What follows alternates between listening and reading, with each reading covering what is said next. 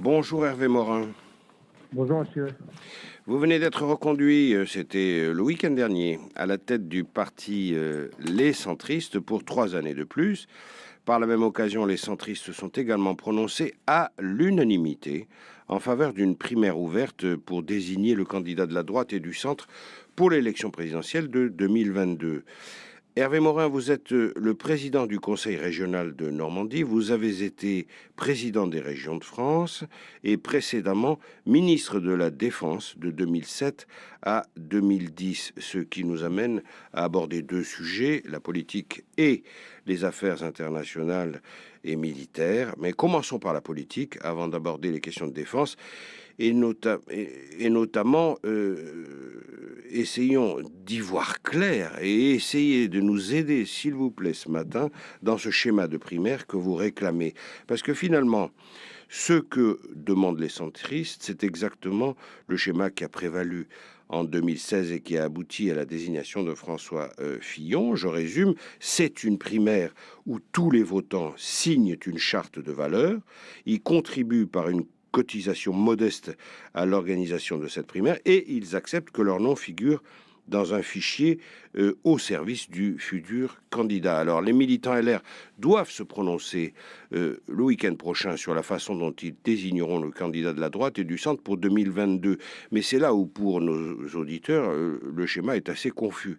Soit ce sera un congrès, c'est-à-dire une réunion des adhérents dont les modalités ne sont pas encore tranchées, soit ce sera une primaire, ce que vous réclamez vous-même, sans que l'on sache si elle sera ouverte ou fermée.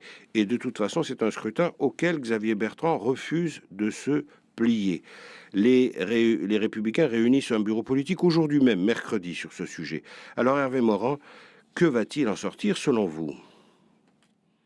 Je ne suis pas oracle, donc je ne sais pas ce que diront les Républicains. Ce que je dis simplement, c'est qu'on ne peut pas évoquer en permanence le rassemblement des Français pour conduire une autre politique dans un pays qu'Emmanuel Macron a beaucoup fracturé et ne pas commencer par cette œuvre de rassemblement dans le cadre de la sélection de notre candidat. C'est, je crois, aussi simple que ça. François Fillon n'a pas été battu parce qu'il y a eu une primaire, il a été battu parce qu'il avait piqué dans la caisse. Donc c'est pas pareil. En clair, les choses sont simples. Il faut une primaire ouverte, il faut une primaire à laquelle participe bien entendu Xavier Bertrand. J'ai lu avec beaucoup d'intérêt dans une interview d'un de vos confrères la semaine dernière il voulait faire œuvre de rassemblement, qu'il était prêt à aller devant les Républicains pour bénéficier de l'investiture de cette formation politique. Il a évoqué le fait qu'il ne ferait pas perdre son camp, et bien entendu la division est la garantie de notre échec. Donc moi je constate les postures. Et vous restez il y a un moment, il y a la réalité, et la réalité s'impose pour tout le monde. Et donc, j'ai bon espoir qu'au bout du compte, tout le monde accepte un régime des modalités de sélection qui soient les plus ouvertes possibles. L'idée que nous ne serions pas en capacité d'organiser cela, puisque c'est un des arguments qui est utilisé, me semble une idée fausse. On a bien vu à quel point les écologistes, dont l'organisation n'est pas en général leur point fort, ont été capables d'organiser une primaire qui pour eux aussi est un moyen de créer une dynamique. Et une primaire, c'est une dynamique, c'est le partage d'idées, de réflexion, et c'est en quelque sorte un premier tour d'une élection présidentielle. Hervé Morin, au début du mois de juillet, vous avez co-signé dans Le Figaro une tribune avec Laurent Wauquiez, Valérie Pécresse et Bruno Retailleau, appelant déjà à ce mode de désignation. Valérie Pécresse, dont je rappelle le slogan est 2 tiers Merkel, 1 tiers Thatcher, c'est sa propre définition, est aujourd'hui votre favorite. Pouvez-vous nous expliquer pourquoi vous soutenez Valérie Pécresse ? Parce que elle a démontré sa capacité à agir en tant que ministre. Nous étions au gouvernement ensemble. Elle a fait une réforme dont tout le monde disait qu'elle était impossible, l'autonomie des universités, qui n'a jamais été remise en cause et qui, au contraire, a été en permanence approfondie avec une demande de plus en plus forte pour laisser les coudées franches aux universités.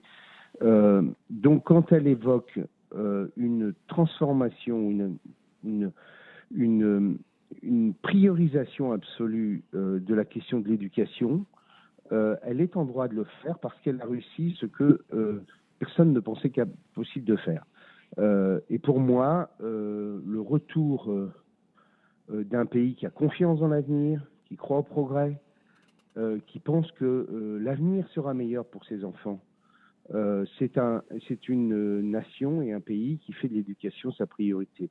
Ça passe par la revalorisation du statut des enseignants, ça passe par le respect à l'école, ça passe par la capacité à bâtir en quelque sorte des modèles expérimentaux avec plus d'autonomie pour certains établissements. Quand vous évoquez tous les maux de notre société, il y a au bout du compte l'école. L'école, c'est le premier moment où un jeune Français a accès à la République. Et donc, c'est absolument clé quand on veut lutter contre le séparatisme, le communautarisme, quand on veut redonner une chance à l'égalité, eh bien, on commence par s'attaquer à cet immense chantier qu'est l'école. Valérie Pécresse a un bilan qui est en général... Oui, j'ai oublié de dire qu'elle a un bilan en tant que présidente de sa région, qui est la plus grande région d'Europe, qui a été reconnue par les Français puisqu'elle a été réélue largement. Alors, Hervé Morin, Emmanuel Macron semble en tout cas surfer encore sur les sondages, malgré une petite baisse de popularité. Il a aussi, c'est vrai, contre lui, un noyau dur de détracteurs. Vous, personnellement, quelle critique adressez-vous à Emmanuel Macron, qui a quand même comme soutien indéfectible le leader centriste François Bayrou? Écoutez, je ne vais pas dire que tout est acheté dans les 5 années d'Emmanuel Macron. Je pense qu'il a commis une erreur, qui est probablement une erreur de jeunesse, qui est cette fracturation à l'infini du pays. En vérité, nous sommes dans l'immobilisme depuis plus de 3 ans, depuis les Gilets jaunes. Il y a eu quelques évolutions, transformations que d'ailleurs je salue, autour du marché du travail, autour de la fiscalité de production. Mais reconnaissons qu'aujourd'hui, on a un pays où il est bien difficile de bâtir un sens commun, enfin de bâtir une destination commune et en quelque sorte de rassembler les Français autour d'un projet. Ça, c'est le premier sujet, la fracturation du pays. Le second point, franchement, Emmanuel Macron fume les milliards chaque jour, fume des milliards chaque jour. On a aujourd'hui un pays qui est en train de vivre à crédit à un point que personne ne pointe suffisamment. On est tout de même aujourd'hui sur un pays dont le budget de l'État n'est couvert par des recettes qu'à hauteur de 60%. Qu'à hauteur de 60%. Nous allons arriver allègrement à 3 000 milliards de dettes. C'est-à-dire, si on considère qu'il y a 30 millions de foyers pour se simplifier la vie, ça veut dire 100 000 euros par foyer. Et on voit bien qu'on a là une épée de Damoclès qui est absolument gigantesque. Le jour où les taux d'intérêt remontent, la France est dans une situation financière extrêmement difficile. Nous sommes parmi les pays européens aujourd'hui dont la situation financière est la plus difficile. Et cela, honnêtement, on le doit à Emmanuel Macron qui, chaque jour, multiplie les promesses, les engagements, va à Marseille accorder 1,6 milliard d'euros à une collectivité qui n'a pas été responsable dans les années précédentes. Chaque jour, il y a une promesse nouvelle et des centaines de millions d'euros qui sont cramés. Honnêtement, c'est un sujet qui va devenir un sujet majeur durant cette campagne et je crois que nous sommes capables de porter une vraie réduction de la dépense. Oui, c'est un argument que Valérie Pécresse met en avant depuis quelques jours de façon très forte, puisqu'elle a une image. Elle dit, je reprends sa propre... Il a cramé la caisse, je cite Valérie Pécresse. Chacun ses mots. Moi, je dis qu'il a fumé les milliards. Voilà, oui, vous êtes aussi dans la flambée. Voilà. Néanmoins, sa popularité reste très estimable et même enviable. Oui, mais je pense aussi que pour l'instant, nos compatriotes n'ont pas encore du tout la tête à l'élection présidentielle. Ils ne savent pas qui va être candidat et c'est à partir du moment où les candidatures seront positionnées qu'on pourra y voir plus clair. Vous savez, si vous regardez toutes les élections présidentielles, ça n'est jamais celui qui avait été donné gagnant au mois de septembre qui a gagné en avril suivant. Hervé Morin, en 2013, je me souviens très bien de ce texte, lors des 55 ans de l'anniversaire de la Constitution de la Ve République, vous avez signé une tribune pour réclamer la suppression de l'élection au suffrage universel du président de la République. Selon vous, cette élection, là je vous cite, a rendu dingo le monde politique français, l'a plongé dans une sorte de catharsis. Fermez les guillemets. Vous demandiez de revenir à un régime parlementaire où le président de la République serait élu par un collège de grands électeurs et où le Premier ministre serait le véritable chef du gouvernement en fonction de la majorité du Parlement. Est-ce que vous pensez toujours la même chose ? Je pense que notre système provoque une concentration des pouvoirs qui est malsaine. Je pense qu'il crée à chaque élection une illusion qui est celle d'un homme providentiel capable de transformer le pays. Je crois qu'on empêche le rassemblement en concentrant les pouvoirs et je continue à penser qu'on aurait besoin d'une constitution beaucoup plus équilibrée. Et je continue à penser que cette constitution devrait faire une large place à l'autonomie locale, aux libertés locales, pour favoriser la transformation, l'innovation, l'expérimentation, pour donner de la démocratie. Parce que la décentralisation, l'autonomie locale, c'est le moyen de faire participer nos compatriotes à la décision. Et aujourd'hui, on est dans un schéma où globalement, on considère que on élit un président de la République et ensuite on lui donne les clés, on lui dit mais il n'y a plus rien à voir. Et ça, ce système-là, ça ne peut plus marcher. Les Français n'acceptent pas l'idée qu'on leur dicte les choses et donc il faut bâtir un modèle où on est capable de construire le rassemblement le plus large. Je pense que l'élection présidentielle l'empêche. Voilà, mais je ne me fais pas d'illusions sur le fait que oui, il y a une dynamique et une concentration du pouvoir qui s'est installée dans nos mœurs. Mais honnêtement, quand vous voyez, et je sais de quoi je parle, quand vous voyez toutes ces personnes qui, les unes après les autres, évoquent l'idée d'être candidat à l'élection présidentielle, on a le sentiment qu'il n'y a plus que ça pour faire dans la démocratie française. C'est-à-dire qu'à peine l'élection a eu lieu, qu'on est déjà en train de penser à la suivante, avec une multiplication des candidatures, parfois qui sont, reconnaissons-le, assez baroques. Hervé Morin, vous avez été, je le rappelais tout à l'heure, ministre de la Défense, et je voudrais qu'on aborde avec vous l'affaire des sous-marins qui, chaque jour, prend une gravité supplémentaire. La France a certes de très très bonnes raisons d'être en colère, mais les services de renseignement, la diplomatie du Quai d'Orsay, les dirigeants de Naval Group et les responsables politiques n'ont-ils pas commis une erreur d'appréciation entre la signature du contrat avec l'Australie pour la fourniture de ces sous-marins en 2016 et 2021? Le monde a changé et la Chine a montré une incroyable agressivité. Est-ce que nous avons été globalement suffisamment avisés? C'est la question qu'on peut se poser. Moi, je n'arrive pas à croire qu'il n'y a pas eu des signes avant-coureurs. Alors après, on me dit que non, qu'on a été trahi, que jusqu'au bout, les Australiens nous ont indiqué qu'il n'y avait pas raison de changer. Au moins, il y a quand même un sujet, c'est la capacité des services de renseignement à adresser un certain nombre de signaux. Notre diplomatie aussi a été dans tous les cas de figure aussi complètement absente, puisque si tel est le cas, ça veut dire que personne, dans aucune structure de l'État, n'a été capable de détecter des signaux faibles qui pourraient mettre en danger ce contrat. Ensuite, il faut bien avoir en tête dans quelle configuration on a signé ce contrat. On a signé ce contrat à un moment de repli des États-Unis. C'était sous la présidence Obama. Barack Obama, d'ailleurs, nous l'avait fait savoir au moment du Mali en disant les États-Unis ne sont plus les gendarmes du monde, chacun doit prendre ses responsabilités.